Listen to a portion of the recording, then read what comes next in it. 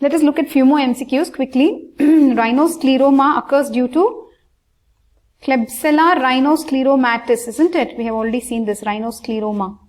Hope you remember the video where we have covered this, isn't it? Klebsiella rhinoscleromatis, fish bacilli. Right? Then, next question. True statement about rhinosporidiosis. This is fungal, isn't it? Rhinosporidiosis. So, true statement about this.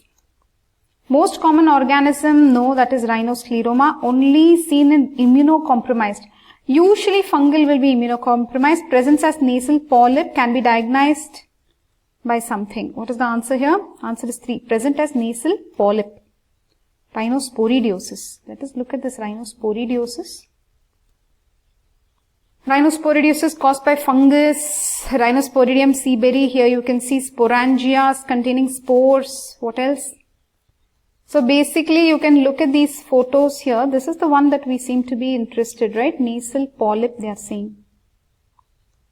Right? And some other gross photos are there here for rhinosporidiosis.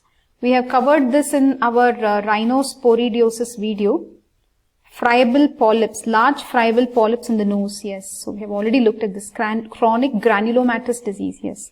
We've already looked at this. So let's continue to the next question. Present as nasal polyp. Strawberry appearance is seen in, so the options are lupus vulgaris, rhinosporidiosis, rhinoscleroma, angiofibroma. What is the answer? Rhinosporidiosis caused by Rhinosporidium seaberry. Strawberry appearance. Okay, strawberry appearance is in rhinosporidiosis, but there is some other specific term that comes in lupus vulgaris. That is some apple jelly or something in lupus vulgaris, isn't it? Let's look at that bit. Lupus vulgaris. Apple jelly nodules on the nasal septum are found in lupus vulgaris. Apple jelly nodules on the nasal septum are found in lupus vulgaris. Apple jelly nodules on nasal septum.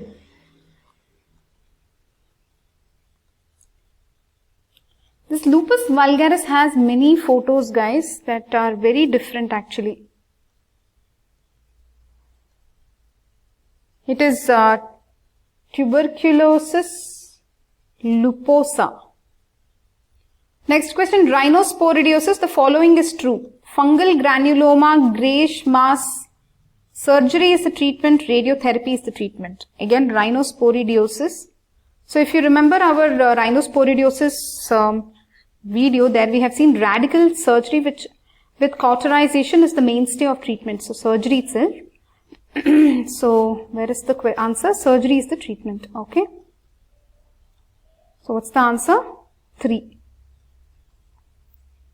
Atrophic dry nasal mucosa, extensive encrustations with woody hard external nose is suggestive of. How's it going, guys? So are you ready to take up this challenge? Look at this.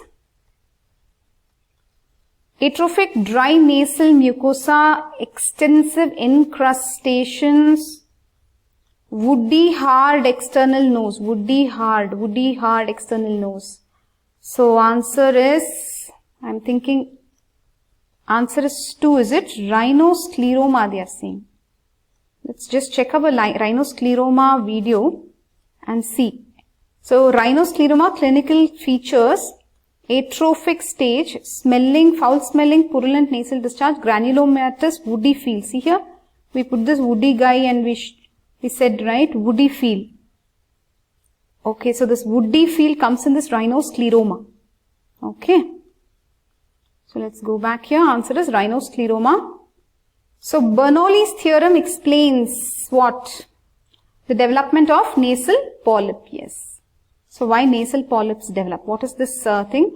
The increased speed of air flowing through the nose decreases the pressure in the nasal cavity, which pulls down the polyp. Increased speed of the air flowing through the nose decreases the pressure in the nasal cavity, pulls down the polyp. So this will become the polyp. So that is Bernoulli's theorem explaining nasal polyp. Are you ready for one more challenge? Look at this. The commonest cause of unilateral mucopurulent rhinorrhea in child is mucopurulent. So purulent means pus and mucus. So two things are coming out of this person's nose. And unilateral it is in a child.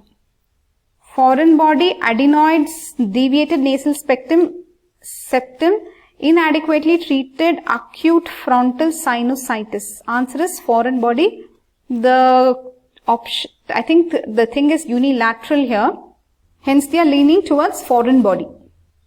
Choanal atresia is due to the persistence of bucconasal membrane, oropharyngeal membrane, laryngotracheal fold, tracheoesophageal fold. Not these two, definitely. Something behind the nose we are talking about, right? So it should be bucconasal membrane, right? Nothing to do with the pharynx or larynx or trachea. Bucconasal, right? Choanal atresia. So here they are showing you the blocking choanal atresia. Foul smelling nasal discharge is seen in all except, this is an except question, that means in 3 of them you will have this foul smelling nasal discharge.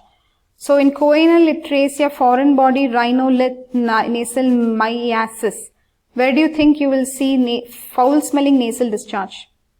Foul smelling nasal discharge. In foreign body, will you have foul smelling nasal discharge?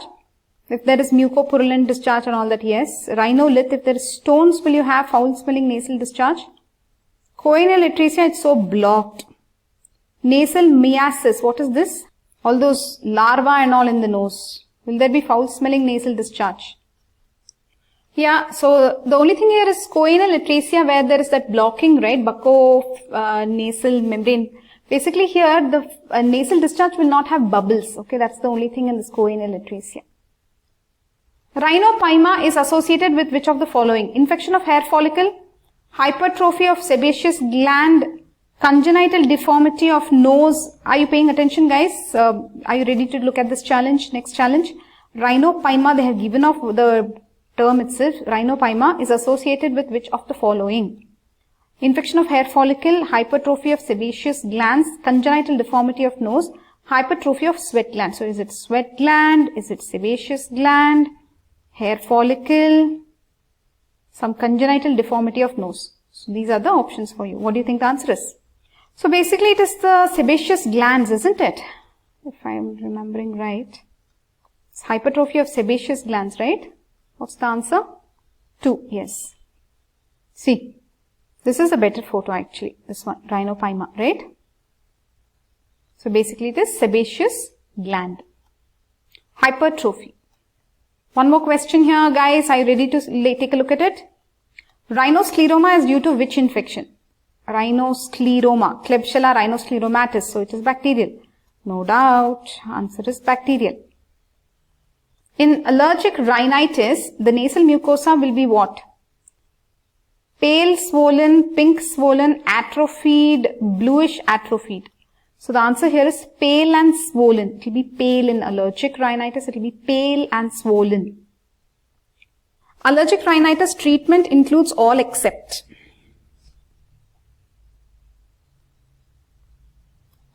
So except question. Antibiotics, why will you give? It is allergic rhinitis. So no need to give this. This is not an answer. Okay, then this is not an answer. How do I mark this? This is green. All except. So obviously this is the answer. You don't give antibiotics, isn't it? Avoid the allergen, corticosteroids. You can give surgery, whatever that is required for. But you will not give antibiotics, isn't it? What's the answer? Yes, antibiotics. Antrochoanal polyp is associated most commonly with. So what are the two polyps? Antrochoanal, and the other one is what? So you have the antrochoanal polyp and the other type is what? So you have the antrochoanal polyp and the bilateral ethmoidal polyp, right? So this antrochoanal polyp comes from the mucosa of the maxillary antrum, right? So the answer here, it is commonly associated with middle meatus because it is from the mucosa of maxillary antrum. This will actually have 3 parts: antral, choanal and nasal. Okay. So here's an antrochoanal polyp. So maxillary air sinus, where does it open? In the middle meatus, isn't it? So look at this. Antrochoanal polyp arises from mucosa of the maxillary antrum. It grows in the choana and nasal cavity.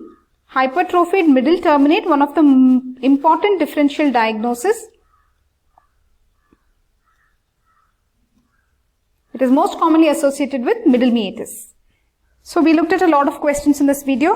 We will continue again with the sinuses MCQs, okay, in the next video. Bye bye.